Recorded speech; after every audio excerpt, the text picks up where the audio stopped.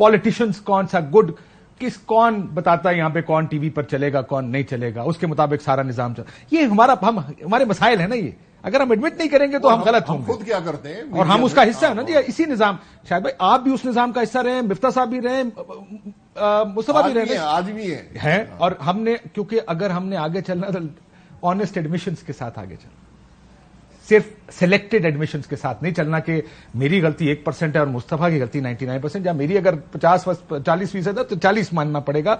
You wanted to say something on this audio leaks and your, देखिए शायद साहब के साथ मेरी बहसें होती रहती है, तो ये पता असा पहाड़ी है ना, we talk, we love talking and you will find out.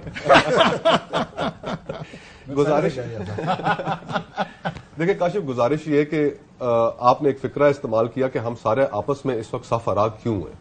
हर आपको इस वक्त मुल्क में ऐसा लग रहा है कि सब एक दूसरे के साथ एक कॉन्फ्रंटेशन की पोजीशन में आए हुए।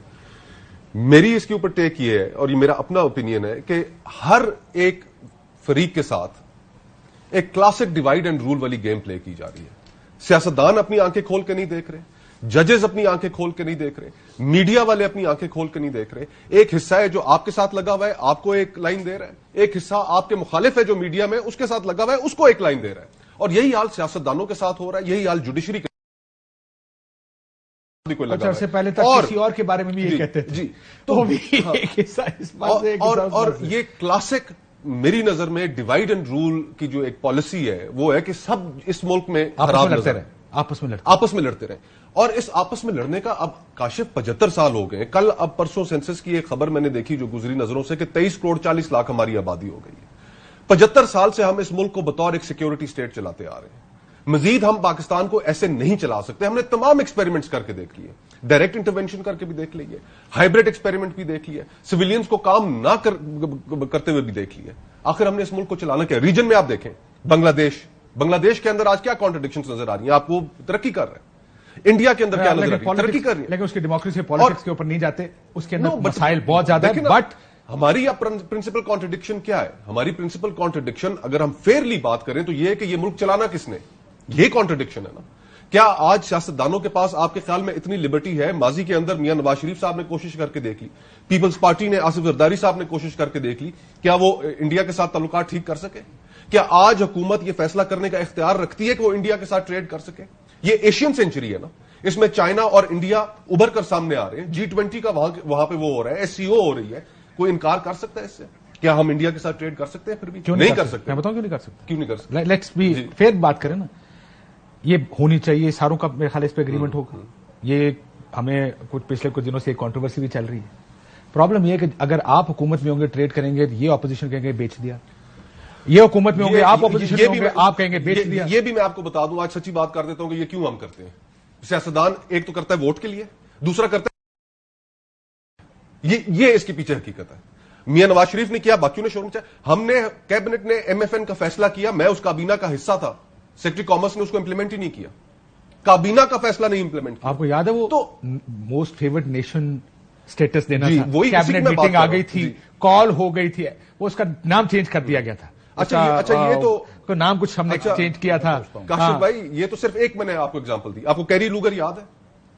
कैरी लूगर के ऊपर जो तूफान खड़ा हो गया कि $5 अरब ये जो मिल रहे हैं इमदाद के लिए, उसके ऊपर क्या तूफान खड़ा हो गया। तो हम सारों ने, बशमूल मेरे, हमने जब मौका पॉलिटिकल पॉइंट स्कोरिंग का देखा, हमने वो किया, और उसका नतीजा आज ये निकला है कि ये जो मुल्क है ये अब चल नहीं पा रहा। इसमें आज एक चीज ऐड कर लें, मंदम होने वाली, इस मुल्क में सियासतदानों ने, देखिए मेरे ख्याल में का कसूर है, इसमें कोई शक मैं इसलिए कहता हूं कि मैं देखता हूं आप लोगों की तरफ, आई हैव नो, मेरा कोई लव लॉस किसी और की तरफ, मैंने किसी और की तरफ देखना भी नहीं है। That's not legitimate, that's not legal, that's not constitutional. क्या बंदे हो गए? नजर नहीं आता क्या? मैं मुंह मैं दूसरे पासे कर लूंगा अपना, वो मैंने नहीं देखना जी। I don't want to see that. नहीं देखना। व्हेन आई से कि जब मौका मिलता कुर्सी की खातिर, जो आप बात कर रहे हैं, we pick sides but we always pick the wrong side, कि हमें किसी तरह कुर्सी कैसे मिलेगी। एग्जैक्टली। और ये म्यूजिकल चेयर की जो गेम है, जो डिवाइड एंड रूल है, कल वो उनके साथ थे, आज उनके साथ नहीं है, आज हमारे साथ है। और तगो-दो क्या है? तगो-दो और सारा झगड़ा इस चीज का है कि जी आप हमारे साथ राजी हो जाए और उनके साथ नाराज हो जाए, हमें क्यों, आपने हमारे साथ क्यों बेवफाई की। ये झगड़ा चल रहा है। तो जो मुल्क के जो प्रॉब्लम्स हैं, उन मुल्क के प्रॉब्लम्स के ऊपर किसका फोकस है? आज ये जो आप ऑडियो टेप्स की बात कर रहे हैं, کیا جو شاہد بھائی نے ابھی آپ کو پورے 1 سال کا حوالہ دیا، جتنی ٹاکسک انوائرمنٹ ہوئی بھی ہے، جتنے ہم ایک دوسرے کے ساتھ صف آرا ہیں، کیا ہم نے کبھی اس کے اوپر بات کی کہ صحت، تعلیم، لیگل ریفارمز، اس ملک کا انصاف کا ادارہ، عدلیہ کے اوپر ہم ضرور بات کر رہے ہیں، لیکن صرف سپریم کورٹ کے صرف سپریم کورٹ کے اوپر بات کر رہے ہیں؟ کیا ہم نے عام آدمی کے اوپر بات کی لوور کہ کورٹ؟ جو عام آدمی لوور کورٹ سے لے کر سپریم کورٹ تک پینڈنسی آف کیسز دیکھیں وہاں پر کتنی ہے، کہ اس عام آدمی کو ریلیف دینے کے لیے اس کو 20 سال لگتے ہیں انصاف یہ دینے بتا کے کیوں لیے؟ نہیں کی؟ ترجیح نہیں ہے، ترجیح یہ ہے کہ ہم صرف کیا حکومت سیاستدان حاصل کو کریں؟ پتا نہیں ہے کہ اس ملک کے مسئلے These کیا ہیں؟ things they don't matter anymore.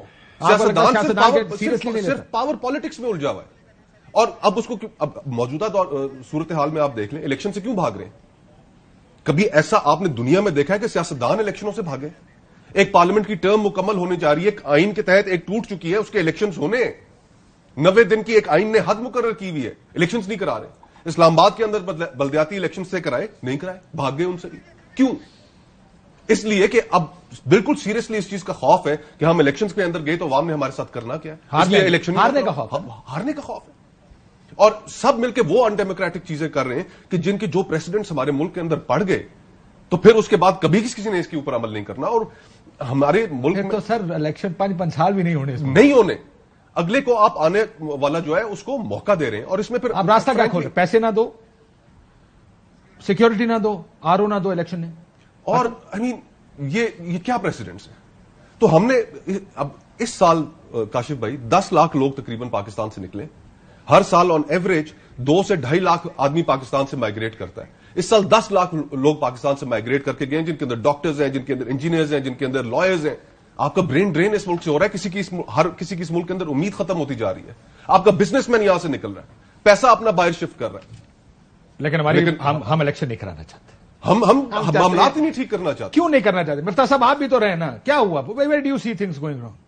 Intent ان کا خیال ہے نیت ہی نہیں ہے، نیت کرسی کی ہے، کسی طرح میں وزیر اعظم بن جاؤں، میں وزیر اعظم رہوں، نیت یہ ہے ساری۔ کاشف بھائی، پوری دنیا میں سیاستدان جو ہے نا وہ الیکشن جیتنے کی کوشش کرتا ہے، وزیر اعظم بننے کی یا صدر یا جو بھی ان کے سسٹم ہو اس بننے کی کوشش کرتا ہے، اس میں کوئی عیب نہیں ہے، اس میں کوئی برائی نہیں ہے، لیکن اس کمپٹیشن سے بہتر آدمی آگے آتے ہیں کیونکہ نظام صحیح ہوتا ہے۔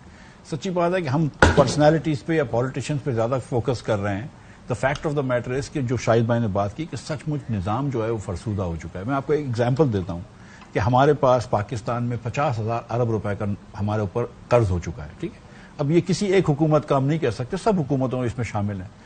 آپ کو 50,000 ارب روپے پہ قرض کے اوپر سود اس وقت دینے کے لیے 6,000 ارب روپے اس سال درکار ہوگا، اگلے سال اللہ کرے تھوڑا سا سود کا ریٹ کم ہو جائے، لیکن 4-5 ہزار ارب روپے دینے پڑیں گے۔ اس کے علاوہ آپ کو ہر سال 20 اور 25 بلین ڈالر کے درمیان پیسے واپس کرنے پڑیں گے ڈالرز کے اندر۔ یہ سود تھا پہلا، اور جو دوسرا بتا رہا ہوں یہ آپ کو اتنے ڈالر واپس کرنے پڑیں گے۔ ہم جہاں کے پھنس گئے نا، مجھے یہاں سے ہم کو ایگزٹ نظر نہیں آ رہی ہے۔ آپ کو نہیں بات مجھے میں آپ کو بتا رہا ہوں، دیکھیں میں few privileged people who really understands the finance Dynamics of economy and finance. میں ادھر بیٹھا ہوا ہوں فائنانس منسٹری میں۔ ہر سال 20-25 ارب روپے، اس میں سے 10 بلین آپ نے ری رول بھی کر لیے تو 10 بلین آپ کو فریش لونز لینے پڑیں گے۔ اچھا، ہم نے اپنی زندگی میں صرف 75 سالوں میں 3 سال کرنٹ اکاؤنٹ سرپلس کیا ہے، ورنہ ڈیفیسٹ کیا ہے۔ تو ہماری عادت یہ ہے کہ ہم یہاں سے پیسے لے کے وہاں دے دیتے ہیں، وہاں سے پیسے لے کے یہاں دے دیتے ہیں۔ اب دنیا ہم کو قرض نہیں دے رہی ہے۔ ہم جب تک فنڈامنٹل چینجز نہیں کریں گے اپنی معیشت کے اندر، فنڈامنٹل چینجز، لیکن آپ وہ کیا کریں گے؟ اچھا سنیں، Tell me. نہیں، ہم سیاسی پارٹی نہیں ہیں، ہم ایک آئیڈیاز گروپ ہے، نہیں، ایک آئیڈیاز کا شاپ ہے۔ ہم آپ سے بتا دیں کہ ہماری بات سنیں۔